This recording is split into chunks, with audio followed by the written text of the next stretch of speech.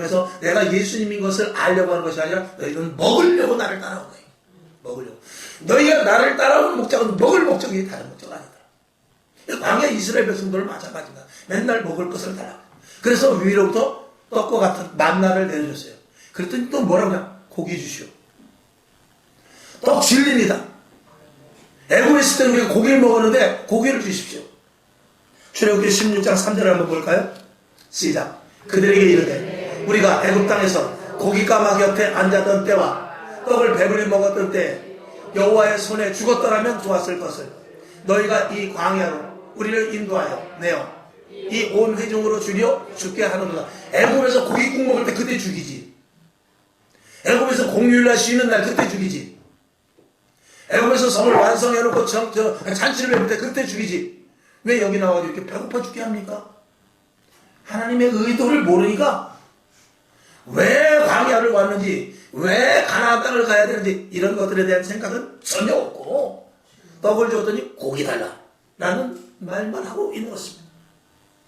그 다음에 하나님을 경외하는 것에 대하여서 거짓 경외, 그리고 말하는 불평불만에 대해서 하나님은 아주 그 소리를 듣기 싫어합니다. 마가복음 7장 6절을 한번 보겠습니다. 시작. 가라사대 이사야가 너희 외식하는 자에 대하여 잘 예언하였구나.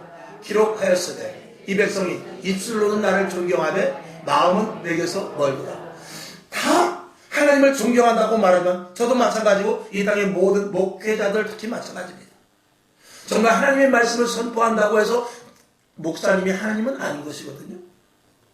그런데 목사님이 하나님인 척하면 안 되는 것이고, 그리고 목사님이 그 말씀을 선포한다고 해서 목사님 자체가 거룩하게 된 것은 아닙니다.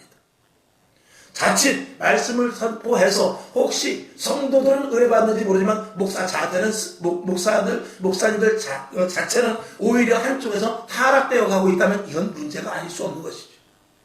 오늘도 여러분 하나님 예수를 믿는다, 그리고 나는 성도다라고 말하지만 실질적으로 말이나 행동이나 생각은 뒷구멍에서는 다른 일을 하고 있지 않는가를 우리는 생각해 보는 것이죠. 예수님께서 이스라엘에 오셔가지고 제일 먼저 한 말이 뭐냐면 그들에게 회개하라고 했고, 그리고 그들에게 회칠함 묻은 것 같다고 그러고, 바리새인들 선교가들에게 너희들 독사의 자식들이라고 했어요. 왜? 하나님을 경외하는데 입술로만 하지 너희 마음속에 하나님을 경외한 마음은 하나도 없다라는 것이죠.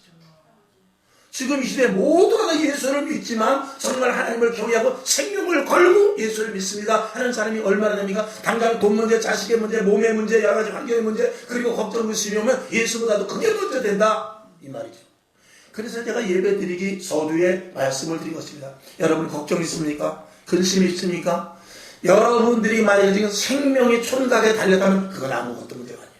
여러분이 만약에 응급실에 지금 끌려갈 상황이라면 지금 걱정 문제, 그 걱정은 아무것도 아니라는 거예요. 배가 부르니까 걱정하는 거야. 나쁘게 말하면 등이 따시니까 걱정을 하는 겁니다. 극단적으로 말하면 그렇다 이 말이에요. 정말로 내 목숨이 경각에 달리고 내가 응급실에 끌려가서 지금 여러분이 갖고 있는 문제, 지금 응급실에 가는 것보다 더 급해요? 내 생명과 바꿀 수 있냐 이 말이죠. 그렇다고 해서 우리가 극단적으로 생각하는 것이 아니라 감사하라 그 말이에요. 내가 지금 힘듭니까? 나보다 더 힘든 사람이 얼마든지 많은데 그들은 이겨내고 있어요. 내가 지금 답답합니까? 옆에 있는 사람이 답답해서 파산 내서 오늘도 내일 이제 법원에 파산 신청하러 가는 사람이 있어요. 열받고 속상한 거 살지 못해가지고 고소장을 가지고 가는 사람이 있다 이 말입니다. 사기를 당해가지고 몇 억이 넘어가게 생기고 몇십억이 넘어가게 생기고 회사가 문을 닫게 생겨서 월급 주지 못해가지고 가서 경찰서 가서 자술서 쓰는 사람이 있다 이 말입니다. 제가 좀 극단적으로 말씀을 드리긴 했습니다만 그렇게 너무 걱정하지 말라 이 말입니다. 진짜 걱정해야 될 것이 무엇인지를 바로 알아야 되죠. 오늘 내가 믿음이 잘못되고 있지 않은가? 내가 신앙이 바로 서 있는 것이 바로 신앙이 서 있는 것인가? 하나님의 음성을 내가 몇 분이나 듣고 있는가?